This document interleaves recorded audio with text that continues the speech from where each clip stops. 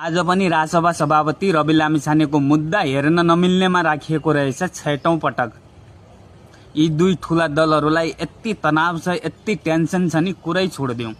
By chance Rabi Lamichhane जेलबाट छुट्यो भने सिधै हामीलाई खान्छ, हामीलाई सकाउँछ, हामीलाई सिद्ध्याउँछ भनेर यति तनाव, यति टेन्सन छ, त्यसको त कुरै नगरौँ। जबसम्म न्यायपालिका स्वतन्त्र हुँदैन नि तबसम्म यस्तो त भइरहेको छ। कुनै यो नौलो कुरा चाहिँ होइन, यो चलिआएकै कुरा हो, नौलो कुरा कति पनि होइन। सर्वोच्च र उच्चका न्यायाधीश न्यायमूर्तिहरू, यो कमेन्टमा नाम लेख्नुहोस्। सर्वोच्चका न्यायाधीश न्यायमूर्तिहरू कमेन्टमा नाम लेख्नुहोस्। कुन पार्टी कुन दलको म भनिदिन्छु, कसलाई थाहा छैन। कुन पार्टीमा आबद्ध छन्, कुन दलमा आबद्ध छन्, कसलाई थाहा छैन।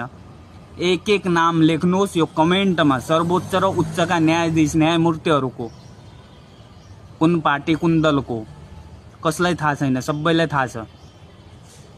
जबसम्म ट्रेड युनियन सरकारी कर्मचारीहरू स्वतन्त्र हुँदैन नि तबसम्म देशमा विकास त असम्भव छ, सम्भवै छैन। खास गरी न्यायमूर्तिहरू, न्यायालयहरू स्वतन्त्र हुनु एकदम जरुरी छ। जसको पहुँच त्यसैको आडमा यी सबै भइ नै राख्छ। यो कुनै ठुलो कुरा चाहिँ होइन।